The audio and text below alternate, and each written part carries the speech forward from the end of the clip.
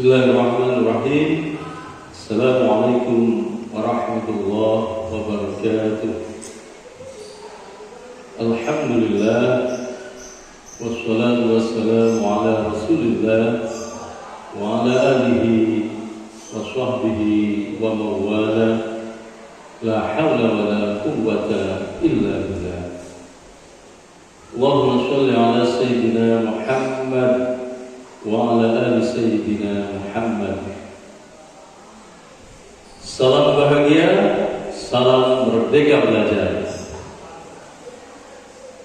Yang kami hormati Bapak Fasilitator, Bapak Tarusuk, yang kami hormati Bapak Haji Saiful Anam selaku pengajar praktik, dan teman-teman sekalian calon guru penggerak angkatan ke-7 Kabupaten Probolinggo BPGP Jawa Timur. Nama saya Marudin. Saat ini saya bertugas di SMP Negeri 1 Pajarakan, mengajar bidang studi bahasa Inggris. Ibu dan Bapak guru hebat, izinkan saya mempresentasikan koneksi antar materi. Jadi tidak terasa kita sudah sampai di separuh perjalanan, dan kita saat ini sampai di modul 2.3 tentang coaching untuk supervisi akademik. Dan dalam kesempatan ini saya akan mempresentasikan tentang koneksi antar materi. Baik, Bapak Ibu sekalian yang saya hormati, di materi modul 2.3 ini, yaitu tentang coaching untuk supervisi akademik. Lalu apa yang dimaksud dengan coaching itu sendiri? Oh ya, sebelum saya memberikan definisi tentang coaching, ada baiknya saya menyampaikan dulu bahwa coaching berasal dari kata coach.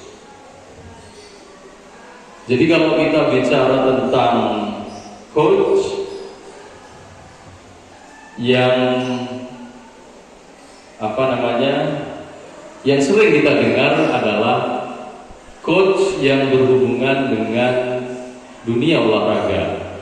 Jadi seperti misalnya, kalau saya boleh sebut Coach Sintayong, ya. Jadi timnas sepak bola kita hari ini dilatih oleh Coach Sintayong. Nah, jadi istilah coach ya, umumnya dipakai dalam dunia olahraga. Padahal coach atau coaching itu sendiri memiliki dua hal. Yang pertama, coaching dalam arti yang umum. Kemudian yang kedua, coaching dalam arti atau di dalam dunia pendidikan. Baik, yang pertama, coaching dalam arti yang umum adalah suatu bentuk kemitraan antara seorang coach dengan seorang klien, atau dalam hal ini kita sebut coachee. Ya. yang tujuannya adalah untuk memaksimalkan potensi pribadi dan profesional yang dimilikinya, ya, melalui suatu proses yang merangsang atau dalam istilah khususnya adalah menstimulasi dan mengeksplorasi sebuah pikiran dan proses kreatif. Itu pengertian dari coaching dalam arti umum. Nah, sekarang saya ingin menjelaskan coaching dalam konteks pendidikan yang saat ini sama-sama kita geluti, ya Bapak Ibu sekalian. Coaching dalam konteks pendidikan memiliki makna, yaitu adalah suatu proses, ya, proses menuntun belajar murid, ya, untuk mencapai kekuatan kodratnya sebagai seorang pamong, ya. Dalam hal ini guru, ya, dapat memberikan tuntunan melalui pertanyaan-pertanyaan reflektif dan efektif agar supaya kekuatan kodrat murid-murid atau anak-anak terpancar dalam dirinya. Itu definisi atau pengertian coaching dalam konteks pendidikan. Baik, Bapak Ibu sekalian, berbicara tentang coaching, itu ada beberapa hal yang berkaitan dengan coaching itu sendiri. Yang pertama adalah paradigma berpikir coaching. Yang pertama, seorang coach harus fokus kepada coachee, dalam hal ini klien, ya. Kemudian yang kedua, seorang coach, ya, harus bersikap terbuka dan ingin tahu. Kemudian yang ketiga, harus memiliki kesadaran diri yang kuat.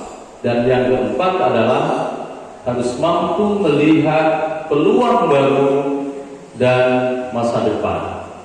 Itu paradigma berpikir coaching.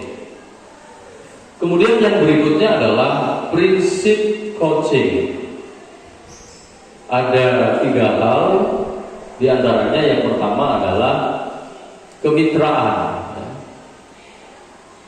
Dalam coaching, posisi seorang coach terhadap coachee, terhadap kliennya, itu adalah sebagai mitra. Kalau sebagai mitra, maka posisinya di sini berarti setara, ya. Jadi tidak ada yang merasa lebih tinggi dan juga tidak ada yang merasa lebih rendah. Itu prinsip coaching yang pertama. Kemudian yang kedua, proses kreatif. Yang dimaksud proses kreatif di sini adalah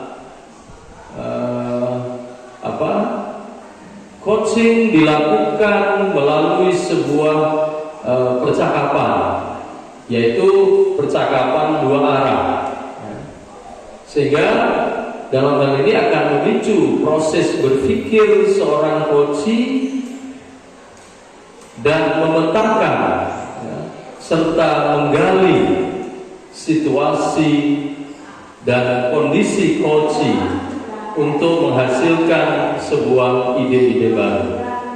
Itu yang kedua. Kemudian yang ketiga adalah memaksimalkan potensi yang dimiliki. Jadi untuk memaksimalkan potensi dan memberdayakan rekan sejawat misalnya, maka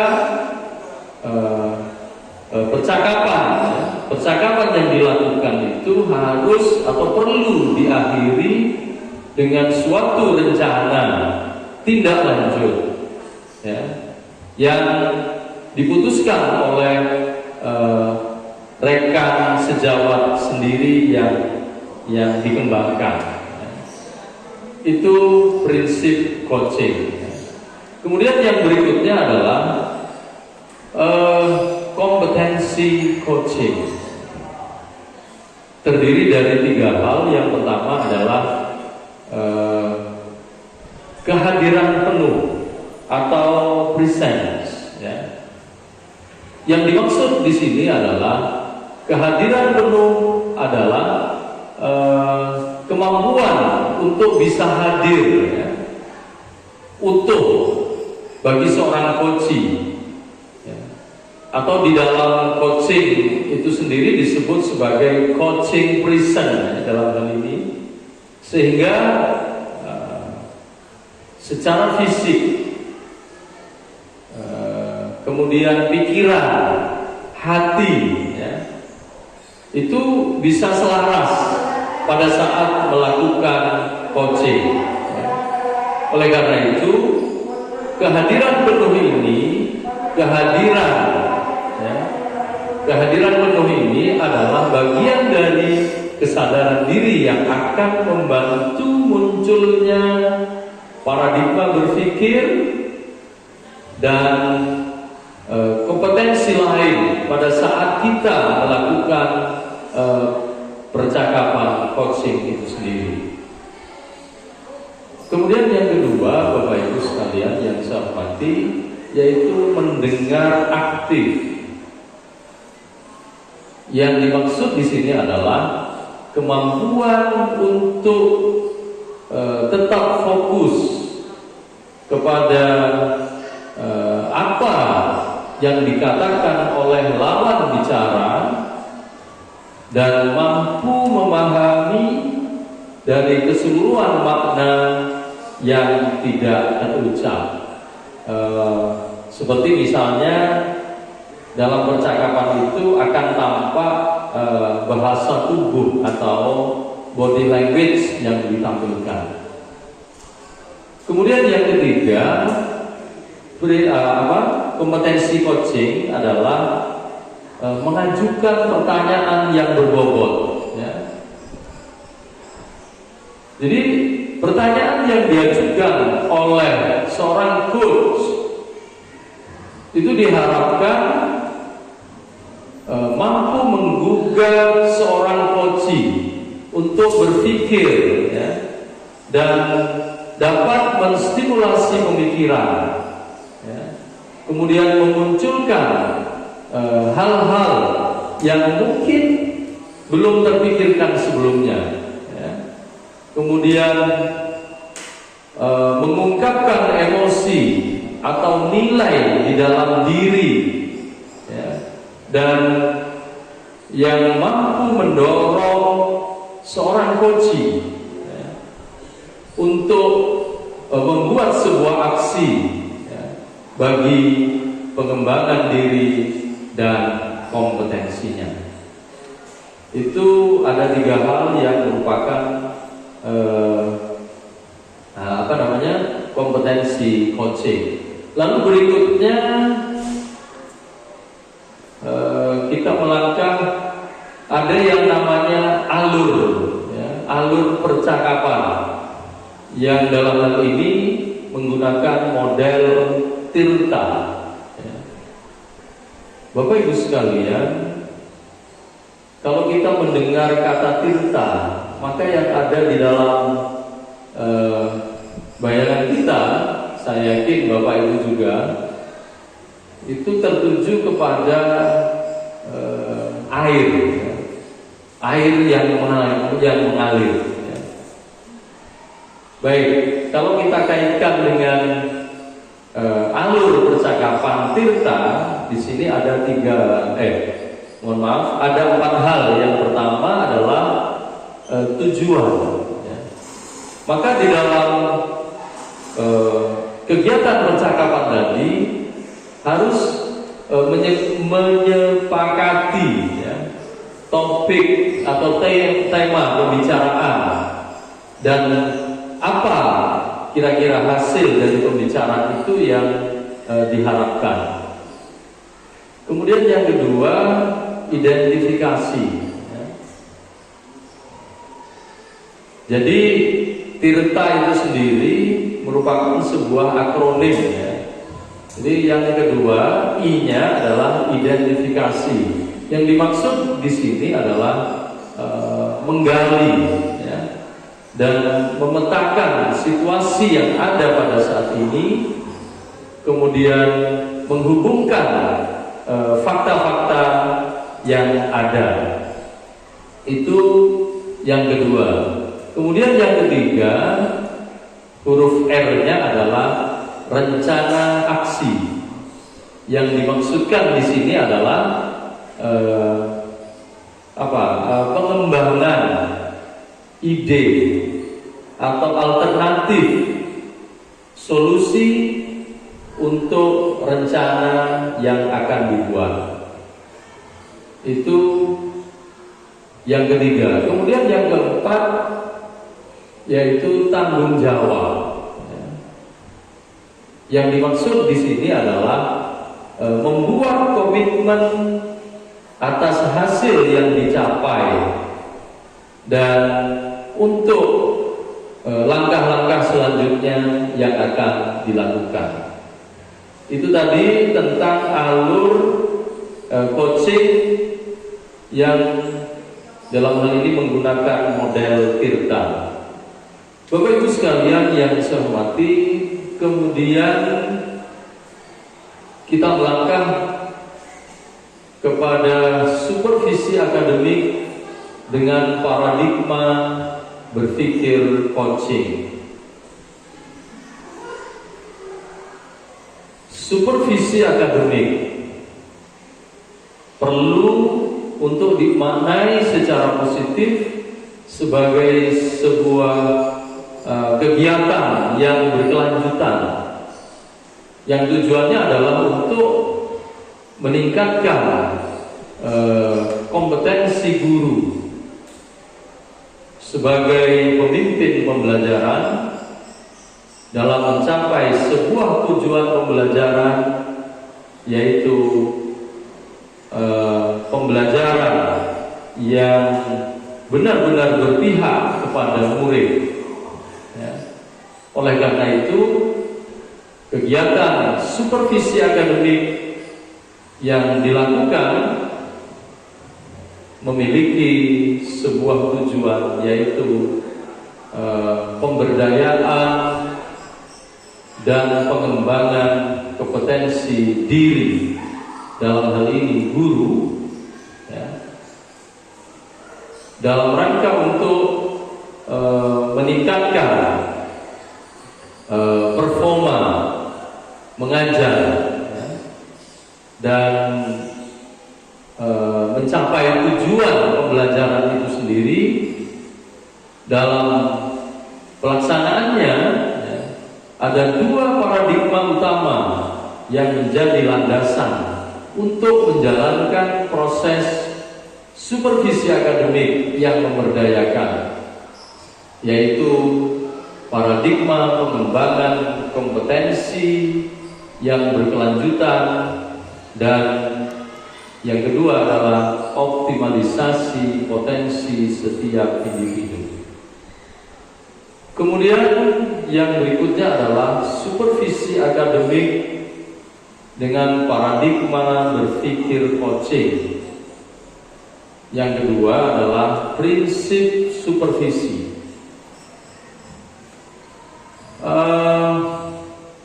Prinsip supervisi akademik dengan paradigma berpikir coaching itu meliputi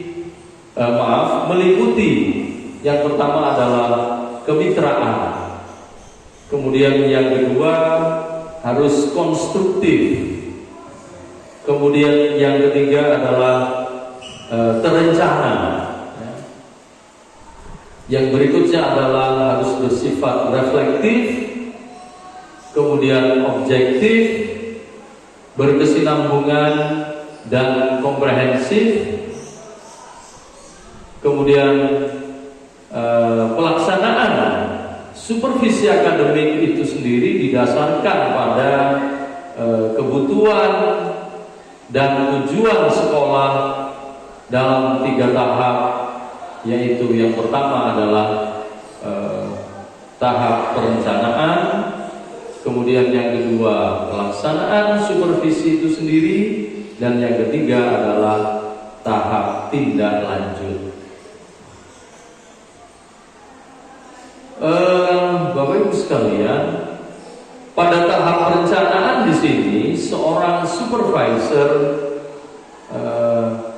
merumuskan sebuah tujuan, ya. Kemudian melihat pada kebutuhan pengembangan guru itu sendiri. Yang berikutnya adalah memilih pendekatan apa yang mau digunakan, kemudian teknik dan model, menetapkan jadwal dan mempersiapkan ragam instrumen yang akan dipakai. Kemudian yang berikutnya, salah satu bagian dalam tahap pelaksanaan supervisi akademik adalah yaitu observasi. Observasi pembelajaran di kelas, atau yang biasa kita sebut yaitu sebagai supervisi klinis. Yang dimaksudkan di sini adalah rangkaian kegiatan berpikir dan kegiatan praktek yang dirancang oleh guru dan supervisor praktek, ya, dalam rangka meningkatkan performa pembelajaran guru di kelas dengan mengambil data dan peristiwa yang sedang terjadi, kemudian menganalisis data yang didapat, kemudian merancang strategi untuk meningkatkan hasil belajar murid yang terlebih dahulu meningkatkan performa pembelajaran guru di kelas, ya. Kemudian yang berikutnya adalah siklus dalam supervisi klinis pada umumnya meliputi 3 tahap. Yang pertama adalah pra-observasi, kemudian observasi itu sendiri, kemudian yang ketiga adalah pasca observasi. Bapak Ibu sekalian yang saya hormati, kegiatan tidak lanjut berupa kegiatan langsung maupun tidak langsung, seperti percakapan coaching, kegiatan kelompok kerja guru di sekolah, kemudian fasilitasi dan diskusi, serta kegiatan lainnya di mana para guru belajar dan memiliki ruang pengembangan diri melalui berbagai kegiatan. Semua kegiatan ini dapat dilakukan secara berkala sesuai dengan kebutuhan pengembangan diri untuk meningkatkan kompetensi yang sudah dimiliki. Bapak Ibu sekalian yang saya hormati,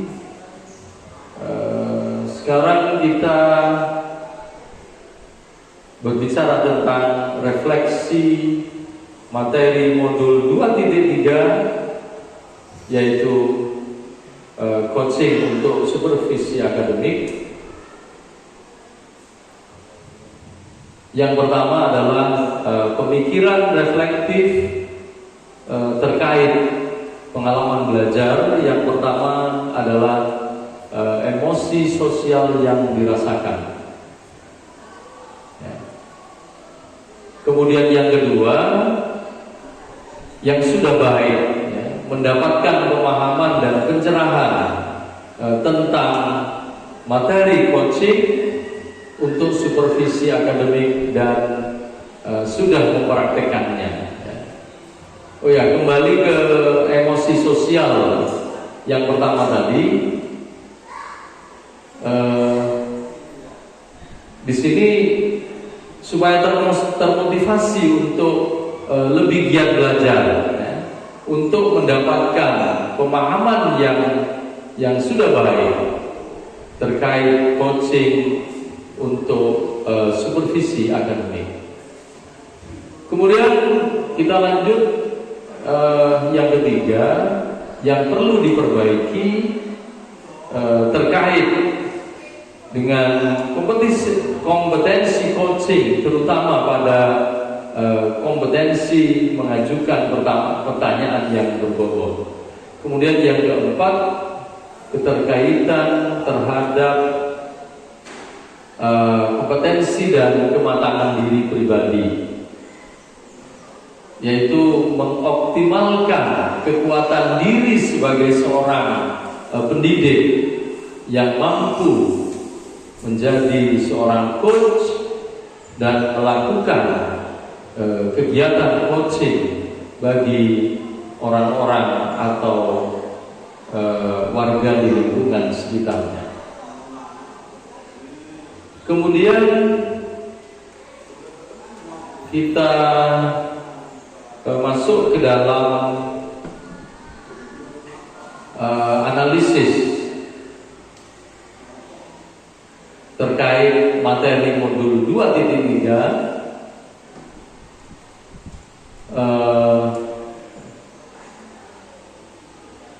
Yang pertama, pertanyaan kritis, ya. Seberapa penting dalam hal ini penerapan coaching dalam supervisi akademik? Kemudian yang kedua, wawasan baru dalam hal ini coaching sebagai sebuah proses membangun kemitraan, ya, dan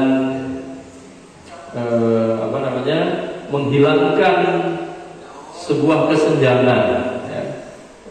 Artinya di sini adalah bahwa dalam kegiatan coaching itu sendiri untuk supervisi akademik, ya, kita tidak memandang kesenjangan jabatan, ya, tetapi adanya sebuah kolaborasi antara supervisor dan guru, ya, sehingga dapat menggali potensi,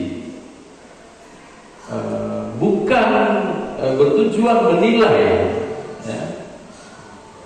Pada akhirnya akan terwujud supervisi akademik yang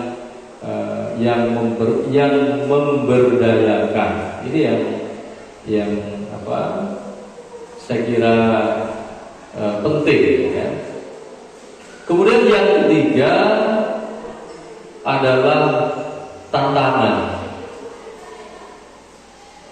bahwa supervisi akademik selama ini itu hanya dipandang sebagai sebuah proses penilaian satu arah oleh atasan kepada seorang bawahan, ya.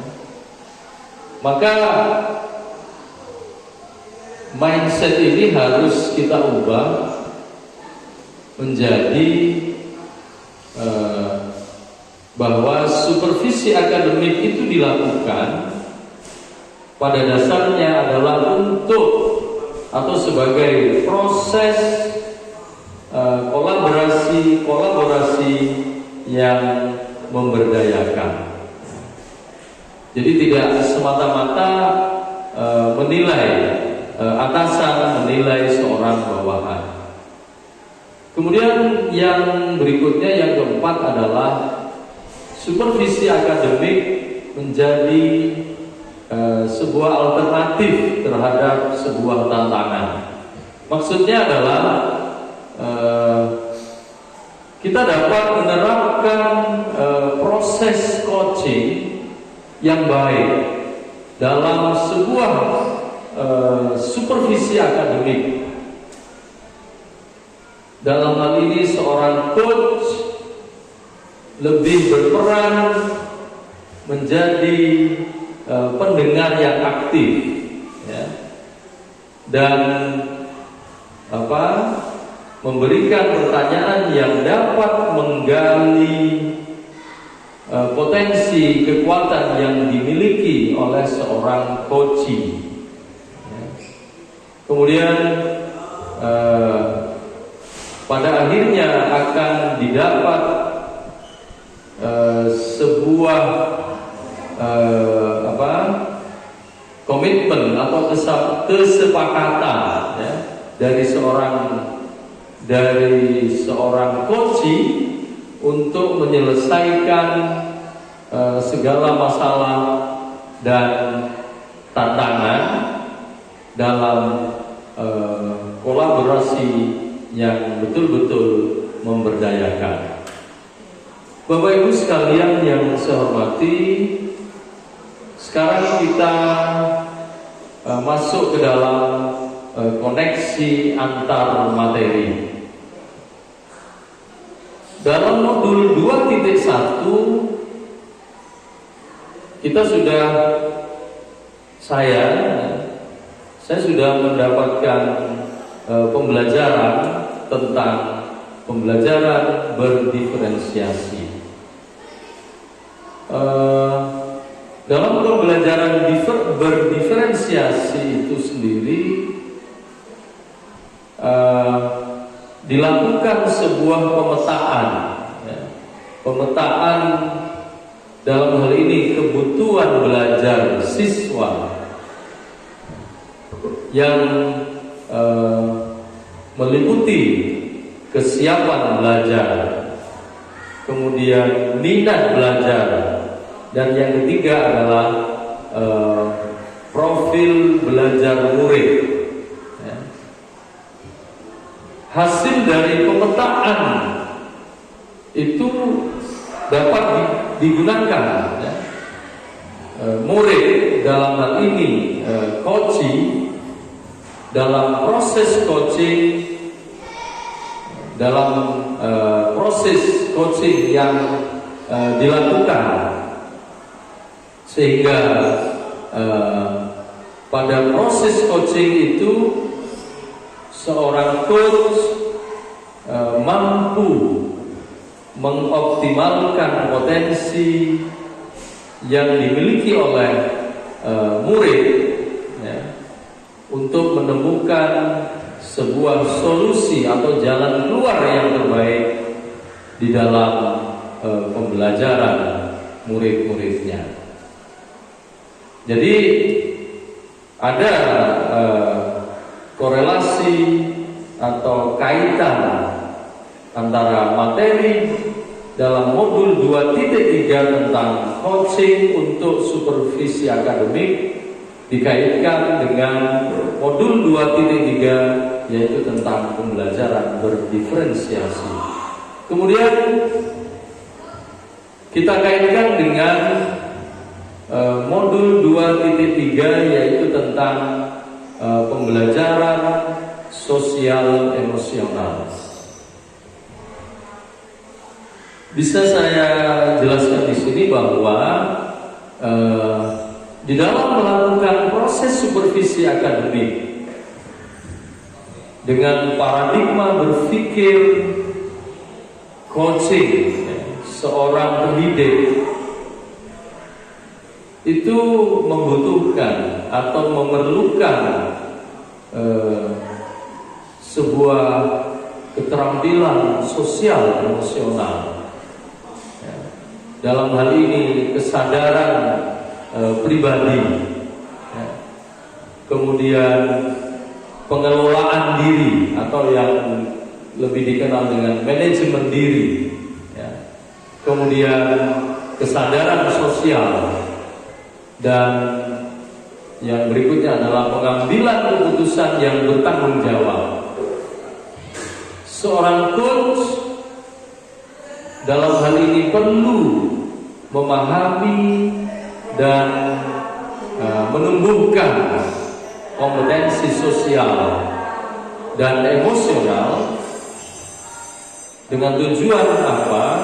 Agar mampu mengendalikan dirinya dan mampu untuk menuntun coaching, menuntun murid-murid sehingga terwujud sebuah proses yang memberdayakan. Bapak Ibu sekalian yang saya hormati, kemudian pertanyaannya adalah bagaimana peran Anda sebagai seorang coach di sekolah, dan keterkaitannya dalam materi sebelumnya di paket modul 2, yaitu pembelajaran berdiferensiasi dan pembelajaran sosial emosional. Bapak Ibu sekalian yang saya hormati, salah satu prinsip coaching adalah memaksimalkan potensi seorang coachee dengan memberdayakan dialog atau percakapan coaching, ya, yang perlu diakhiri dengan sebuah rencana tindak lanjut yang tentu saja bertanggung jawab dan diputuskan sendiri oleh seorang coachee, ya, karena potensi coachee dalam hal ini beragam. Maka dalam proses coaching diperlukan sebuah keterampilan, ya, sosial dan emosional untuk memenuhi kebutuhan pengembangannya dan memaksimalkan potensi seorang coach itu sendiri. Kemudian di dalam kompetensi coaching dan alur percakapan model Tirta mengharuskan kita sebagai seorang coach untuk dapat melakukan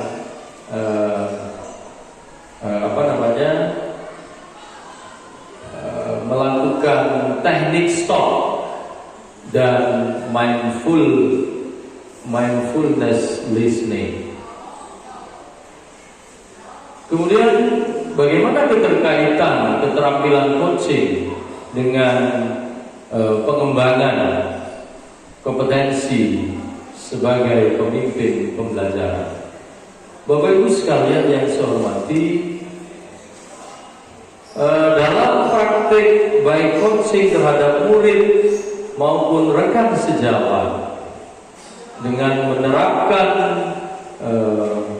paradigma, kemudian prinsip dan kompetensi inti coaching, saya dapat memaksimalkan peran sebagai seorang pemimpin pembelajaran.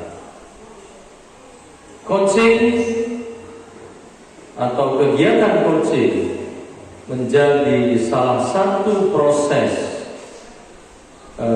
untuk memastikan bahwa supervisi akademik yang diupayakan benar-benar fokus pada proses pembelajaran yang berpihak kepada murid dan sebagai bentuk pengembangan diri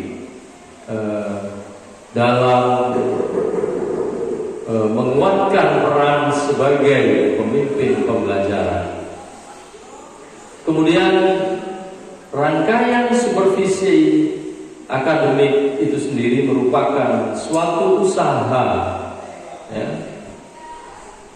suatu usaha yang dilakukan dengan tujuan untuk mendorong perbaikan dan pengembangan yang memberdayakan, sehingga akan menjadi sebuah kunci pembuka bagi pengembangan diri dalam memaksimalkan kinerja, yaitu menjadi seorang pemimpin pembelajaran.